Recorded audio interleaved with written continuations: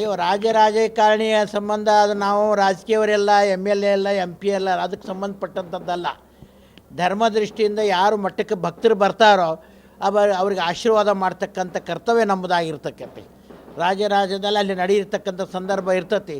ರಾಜ ಪ್ರತ್ಯಕ್ಷ ದೇವತಾ ಅಂತಕ್ಕಂಥ ಮಾತನ್ನು ಒಂದು ಕಾಲದಲ್ಲಿ ಋಷಿ ಪುಂಗವರು ಮಹಾತ್ಮರು ನುಡಿದಂಥ ಮಾತಿದೆ.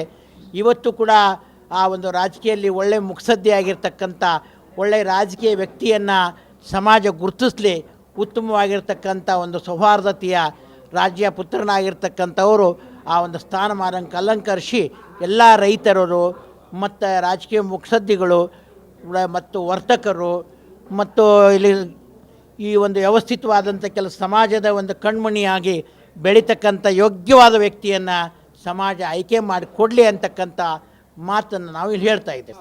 ಸಹಜ ಅದು ಪುಣ್ಯಕ್ಷೇತ್ರದ ದರ್ಶನ 140 ವರ್ಷಕ್ಕೊಂದು ಸತ್ತಿಗೆ ಆ ಒಂದು ಕ್ಷೇತ್ರದಲ್ಲಿರ್ತಕ್ಕಂಥದ್ದು. ನಮ್ಮ ಶಾಸ್ತ್ರದ ಪ್ರಕಾರ ಶನಿ ಮತ್ತು ರವಿ ಮತ್ತು ಚಂದ್ರ ಏಕಕಾಲದಲ್ಲಿ ಆ ಒಂದು ಪವಿತ್ರವಾದ ತ್ರಿಕಾಲ ನದಿಯಲ್ಲಿ ಗಂಗಾ ಸ್ನಾನ ಮಾಡಿದರು ಅಂತಕ್ಕಂಥ ಇತಿಹಾಸ ಇರತಕ್ಕಂಥದ್ದು.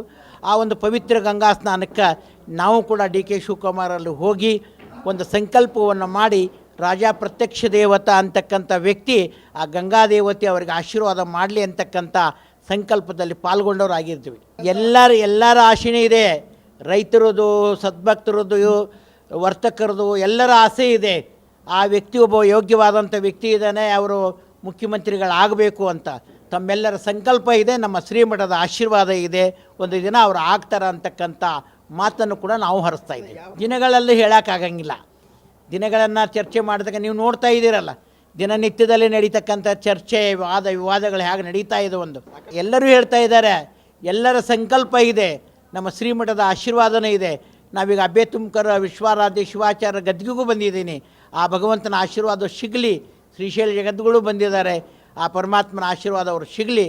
ಆದಷ್ಟು ಬೇಗ ನಿಮ್ಮ ಸಂಕಲ್ಪದ ಮೇರೆಗೆ ಆ ವ್ಯಕ್ತಿ ರಾಜ ಪ್ರತ್ಯಕ್ಷ ದೇವನಾಗಿ ಬಡವರ, ರೈತರ ಮತ್ತು ಎಲ್ಲರ ಒಂದು ಪ್ರೀತಿ ವಿಶ್ವಾಸವನ್ನು ಗಳಿಸ್ಕೊಂಡು ಉತ್ತಮವಾಗಿರ್ತಕ್ಕಂಥ ವ್ಯಕ್ತಿಯಾಗಿ ಬಾಳಲಿ ಅಂತ ಆಶೀರ್ವಾದ ಮಾಡ್ತೀವಿ.